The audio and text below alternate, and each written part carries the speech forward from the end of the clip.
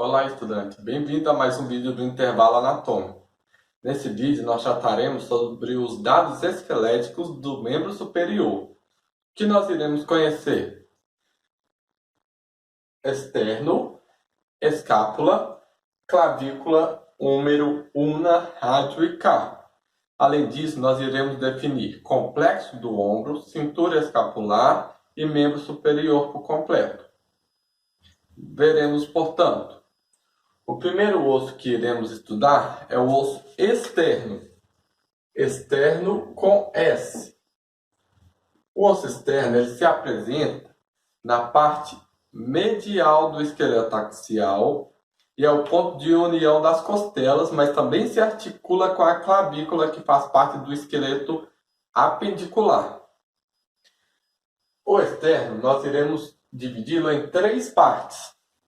Nós teremos a região superior, que é dada como manúbrio, que é essa cabeça do osso externo. Temos o corpo external, temos também o processo chifoide. O processo chifoide é uma cartilagem que no adulto se ossifica. Portanto, quando vimos um osso adulto, ele já se apresenta totalmente fundido. Já no osso de uma criança, nós conseguimos fazer a divisão dessas partes. Onde é que estão? Na lateral do nosso osso externo, vamos ter abaulamentos, que é a região de articulação das cartilagens costais, ou seja, a cartilagem que dá união com as costelas. Nós veremos isso quando estudarmos as articulações. O segundo osso que iremos estudar é a escápula. A escápula ela se apresenta na parte posterior, agregada ao gradil costal. Nessa vista posterior da escápula, ou seja, numa vista postero-anterior, nós teremos a região mais externa da escápula. Nós iremos identificar na escápula duas bordas. Uma borda dita lateral e uma borda dita medial. Podemos definir que a borda lateral ela apresenta mais estruturas. Podemos ver um processo superior, dois processos superiores, na verdade. Já a borda medial é uma borda mais limpa, é uma borda lisa, não apresenta nenhum processo. Definiremos também um ângulo superior e inferior. Esses ângulos são importantes quando estudamos a cinemática. A biomecânica do movimento, o ângulo é levado em consideração. Nós teremos, portanto, um ângulo superior da escápula próximo à borda superior e um ângulo inferior da escápula que se apresenta inferiormente. Além disso, o que identificamos nessa vista posterior? O primeiro, bem óbvio, é a espinha da escápula. A espinha da escápula ela vai servir como referência para divisor de estruturas. Então, a espinha da escápula é a região mais palpável da nossa escápula. Além disso, ela tem um prolongamento. Esse prolongamento vai gerar a articulação do ombro. Essa parte mais de cima ela é chamada de acrômio. Nós geramos, portanto, a articulação acrômio-clavicular. Nós iremos estudar a clavícula posteriormente. Além disso, nós teremos sempre como referência a nossa espinha da escápula. Acima da espinha da escápula, nós temos presença de uma depressão. Essa depressão é chamada de fossa. Portanto, nós temos a fossa supraespinal, ou seja, a fossa que se apresenta acima da espinha da nossa escápula. Temos a presença de uma segunda fossa, que é a fossa infraespinal. Podemos ver que está até sombreado, portanto é uma depressão. A fossa infraespinhal se apresenta na parte inferior em relação à espinha da nossa escápula. Ainda numa vista posterior, nós podemos identificar a presença de um processo que vai para a parte anterior. Esse processo é chamado processo coracoide. Nós iremos estudá-lo numa vista anterior. Esse processo coracoide ele tem a forma de um caracol, ou seja, ele dá um gancho para a parte anterior. Portanto, o que é identificável numa vista anterior da nossa escápula? Nós identificamos superiormente o processo coracoide, ou seja, é uma forma de gancho que se projeta para a parte anterior. Temos a visão aqui do acrômio e temos a presença de uma outra fossa. A fossa que está na porção anterior da nossa escápula, agregada ao gradil costal, é a fossa subescapular. Então, ela está encontrada na parte anterior da escápula e na parte posterior do gradil costal. A clavícula é o osso que se articula com o acrômio, que é o prolongamento da espinha da nossa escápula. Quais são as porções importantes da clavícula? Nós temos extremidades e faces articulares. A extremidade mais curva, apesar de plana, é a extremidade acromial. Além disso, ela irá possuir uma faceta, uma face articular acromial, que é a porção que se articula com o osso acrômio. E na porção média nós teremos a extremidade external, além da faceta articular external, porção que se articula com o osso externo que nós estudamos anteriormente. Podemos ver também que na porção medial nós temos uma curvatura anterior e na parte lateral a curvatura posterior. Numa vista posterior, a curvatura anterior é dada medial e a curvatura posterior é dada lateralmente. Esses são os principais dados que precisamos estudar em anatomia básica. Numa anatomia mais aprofundada, outros dados serão relevantes. Quais são os dados sobre o húmero? O húmero é o osso que forma o braço. Lembrando que temos antebraço e braço. O braço é formado por apenas um osso. Esse osso é o húmero. O húmero ele pode ser dividido em epífises, que são as extremidades, e diáfises, lembrando da classificação de osso longo. A parte superior do húmero, nós identificamos a cabeça humeral. Então, a cabeça do húmero. Nós podemos identificar também a presença de dois colos. Nós teremos a junção da cabeça com a epífise, o colo anatômico, e também teremos, próximos aos tubérculos, o colo cirúrgico do húmero. O que são tubérculos? Tubérculos são as proeminências ósseas que identificamos próximas à cabeça do húmero. Lembrando que essa é uma vista anterior do húmero e essa é uma vista posterior. Portanto, identificamos um tubérculo na parte anterior. Esse tubérculo é dito tubérculo menor do húmero. Numa vista anterior, ele pode ser identificado, porém numa vista posterior, esse tubérculo se apresenta escondido, ou seja, não é possível identificá-lo, visto que nós temos a presença de um segundo tubérculo. Então, o segundo tubérculo que nós apresentamos é o tubérculo maior do húmero. Numa vista posterior, ele vai ser melhor identificável. Temos então tubérculo maior, tubérculo menor. Entre os tubérculos, nós teremos a presença de um sulco intertubercular, ou seja, se apresenta entre os tubérculos. Lembrando que sulco é a mesma coisa que uma fissura entre esses tubérculos. Ele serve de passagem para o importante músculo, que é o bíceps. O tendão da cabeça longa do bíceps irá passar dentro desse sulco.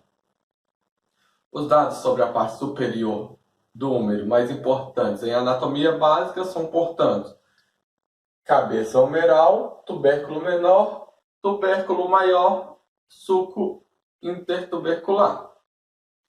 Já na porção inferior, nós vamos ter mais dados.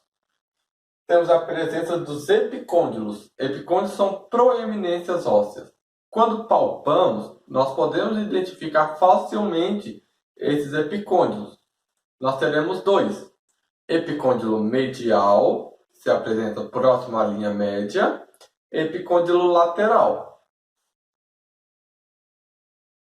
Temos também a presença de capítulo e tróclea. O que são capítulo e tróclea? É a porção inferior do nosso húmero que irá servir de articulação para os ossos do antebraço. O capítulo, ele se apresenta na porção lateral.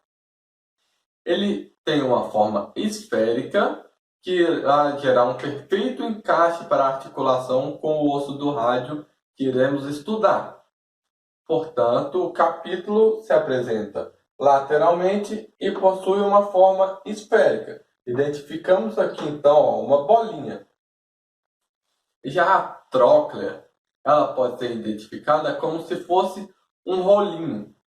Temos então aqui a tróclea, apresenta esse formato quando vimos anteriormente. O que acontece com essa tróclea? Ela irá se articular com a una, e a una também vai possuir uma parte de articulação com a tróclea. Acima da tróclea, nós vemos a presença de uma fossa. Essa fossa é dada fossa coronoide. Nós iremos ver que na una nós temos o processo coronoide da una. Essa fossa coronoide serve, portanto, para encaixe desse processo no movimento de flexão do cotovelo. Então, identificamos que tróclea e fossa coronoide têm relação direta com a una, enquanto capítulo tem relação direta com o rádio. Esses são os principais dados da parte inferior. Lembrando também que no epicôndilo medial nós temos a fissura para a passagem do nervo ulnar. Por isso, quando batemos, gerando aquele choque. É porque o nervo ulnar se apresenta mais exteriorizado. Então é fácil gerar um trauma nesse nervo. Além disso, o epicôndilo lateral ele serve de fixação para os músculos extensores do antebraço e irá gerar uma patologia chamada de epicondilite lateral. Ou seja, o estresse dessa musculatura gera dor no epicôndilo, sendo assim o epicôndilo lateral. Temos também a epicondilite medial, mas ela se apresenta de forma mais rara. Esses são os principais dados do braço. Iremos estudar então agora quais são os ossos do antebraço. Primeiro estudaremos a una. A una, nós iremos conseguir identificar olecrano, incisura troclear, processo coronoide, incisura radial, tuberosidade na parte superior. Identificaremos, portanto, vista anterior, vista posterior, vista lateral da una. Na parte superior, nós identificamos uma estrutura que parece uma concha de sorvete. Essa estrutura é o olecrano. É a parte que forma o nosso cotovelo. Essa concha ela irá se articular, portanto, na nossa tróclea. Então, nós temos a tróclea e uma concha. Essa concha irá se articular e no movimento de extensão, ela irá se encaixar dentro da fossa do olecrano. A fossa do olecrano ela está representada no húmero, na parte posterior. Identificaremos, portanto, a fossa do olecrano.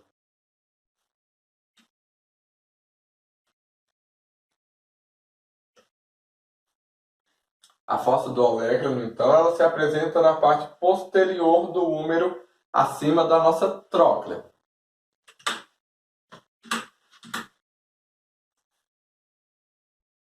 Temos também, então, uma incisura troclear. É a região de articulação da una com a tróclea do húmero. Ainda na vista anterior, nós identificamos, e na vista de perfil, identificamos melhor essa presença de um processo, uma pontinha.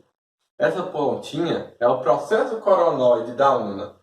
O processo coronoide, quando visto na porção anterior do húmero, tem a fossa coronoidea, que serve de encaixe para esse processo no movimento de flexão. Além de tudo, nós identificamos aqui a incisura radial. Ela serve de articulação para com a cabeça do rádio. E o que é tuberosidade da una? A tuberosidade da una, nós conseguimos identificá-la na vista anterior e ela serve de fixação para a musculatura. Identificaremos também uma tuberosidade no nosso rádio. Na porção inferior, nós conseguiremos identificar cabeça da una, que é importante para a articulação da una para com o carpo, e a presença de um processo. Esse processo é o chamado processo estiloide. Então, ele é um escorrimento ósseo que serve de fixação para a articulação unocarpal. Conheceremos, então, o segundo osso do antebraço, que é o rádio. Como vimos na una, a cabeça se apresenta na parte inferior. No rádio, acontece de forma inversa. Temos, portanto, cabeça radial na parte superior. O que é essa cabeça radial? É a região que irá se articular com o capítulo que nós vimos no húmero. Então, ele vai ter uma plataforma na parte superior que gera um encaixe para a forma esférica do nosso capítulo. Além disso, lembramos que a parte lateral da cabeça radial irá se articular na incisura radial encontrada na una que nós vimos anteriormente. Além disso, nós identificamos também a presença de um tubérculo radial. Esse tubérculo também irá servir de fixação para a musculatura. Temos então o corpo radial, lembrando que também é um osso longo. E na porção inferior, nós conseguiremos identificar a presença de processo estiloide e também podemos identificar a face articular do rádio com o carpo, gerando a articulação radiocárpica. Também temos a presença da margem interóssea. Então também gera fixação para essa membrana interóssea que gera a fixação desses dois ossos. Lembrando, portanto, que o antebraço é formado por dois ossos. Temos a una e o rádio. Então, os dados sobre o carpo, de forma corriqueira, nós falamos que a una e o rádio se articulam diretamente com o carpo. Porém, com essa imagem nós podemos ver que isso não é verdade. O osso que realmente se articula com o carpo é o rádio e veremos isso profundamente quando estudarmos as articulações. O carpo ele pode ser dividido em duas fileiras. Nós temos uma linha proximal e uma linha distal. A linha proximal ela vai ser formada pelo escafoide, semilunar, piramidal e pisiforme, portanto, 4 ossos. E a linha distal também formada por 4 ossos, trapézio, trapezoide, captato, amato. Portanto, 8 ossos são propriamente do carpo. Identificaremos, portanto, nós temos o primeiro, segundo, terceiro, quarto dedo e quinto dedo. Lembrando que o primeiro é o polegar.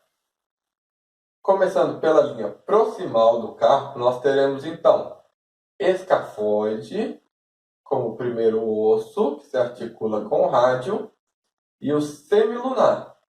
Esses são os ossos que propriamente se articulam com o rádio. Ainda na fileira proximal, nós teremos a presença do piramidal e pisiforme. Como sei que essa é uma vista da palma da nossa mão? O osso pisiforme é esse ossículo facilmente palpável na região da una. Então, quando eu consigo visualizá-lo, eu sei que isso é uma vista anterior. Lembrando da posição ortostática. Quando numa vista dorsal da mão, esse osso vai se apresentar escondidinho, pois ele está inserido acima do osso piramidal. Esse, portanto, foi a linha proximal do carpo. Na linha distal, teremos também os 4 ossos. O osso que se apresenta para o polegar é o trapézio. Se encontra lateralmente. Seguido dele, nós teremos trapezoide. O maior osso identificado na linha distal do nosso carpo é o captato. Capitado, então, é o maior osso que se apresenta para o dedo mediano, o terceiro dedo. Temos também, na porção média do nosso carpo, o osso amato. Lembrando, temos então, da forma fácil de gravar, semilunar, escafoide, trapézio, trapezoide, capitato, amato, piramidal e pisiforme. Porém, devemos lembrar que escafoide, semilunar, piramidal e pisiforme fazem parte da linha proximal, e trapézio, trapezoide, capitato e amato fazem parte da linha distal do nosso carpo. Dando sequência, nós temos a presença dos ossículos longos do carpo. Por que ossículos longos? Que por mais que sejam pequenos, o comprimento está para espessura e largura desse osso. Então, quando o comprimento é maior que os demais, temos a presença de um osso longo. Temos 5 ossículos, são os metacarpos. Eles estão entre o carpo e as falanges. Quais são os principais dados? Temos as cabeças dos metatarsos. A cabeça do metatarso é facilmente palpável quando com a mão flexionada. Então, fechamos a mão, o que palpamos são a cabeça dos metatarsos, metacarpos. Temos então ossículos distais do carpo. Quais são esses ossículos? São ditas as falanges. Nós teremos falanges proximais, intermédias e distais. Lembrando da classificação, falanges distais se apresentam mais próximas à articulação, levando ao esqueleto axial. Então, falanges proximais são estas falanges. Por que eu não circulei o polegar? O polegar possui a exceção de ele possuir somente 2 falanges. É o único atípico. Ele possui somente uma falange proximal e uma falange distal. Já nos demais ossos, segundo, terceiro, quarto e quinto, nós temos a presença de 3 falanges. Falange proximal, falange intermédia e falange distal. Portanto, esses foram os dados sobre o membro superior. Juntaremos, portanto, as informações para a definição de complexo do ombro, cintura escapular e o membro superior. O que é, então, a cintura escapular? Nós possuímos 2 cinturas. Uma cintura escapular do membro superior e uma cintura pélvica na porção inferior do nosso tronco. A cintura escapular ela é dada pela escápula e pela clavícula, como representado na imagem. Temos, então, clavícula e escápula. Lembrando que esses 2 ossos se articulam através da articulação acromioclavicular. Outra definição é dada em algumas literaturas, pois colocam também o osso externo ainda na cintura escapular. Teríamos, então, 3 ossos, escápula, clavícula e externo. Porém, entraríamos no complexo do ombro. Porque o complexo do ombro ele é formado por 4 ossos. Temos o externo, com a articulação externo-clavicular, clavícula, com a sua união com a escápula, escápula e húmero. O complexo do ombro, então, ele é a união do esqueleto apendicular com o esqueleto axial. E qual é, então, o membro superior? O membro superior é dado por todos os ossos que nós estudamos. Teremos, então, escápula, clavícula, húmero, rádio e una e o carpo. Lembrando, braço, antebraço e carpo. Além disso, nós temos, então, o externo em algumas literaturas que irá incluir, sabendo que ele tem uma relação biomecânica importante com o membro superior. Esses foram, portanto, os dados sobre o membro superior em relação à anatomia básica. Espero que tenha ficado claro. Quaisquer dúvidas podem ser deixadas nos comentários. Peço que colaborem para a divulgação do canal. Deixe o seu like, compartilhe o conteúdo com seus amigos, pois o material pode ser proveitoso tanto para pessoas recém-formadas, tanto para pessoas que estão iniciando cursos, graduações nas áreas da saúde. Portanto, o seu like e o seu compartilhamento é importante para o crescimento do canal. Agradeço e aguardo nas próximas aulas. Bons estudos!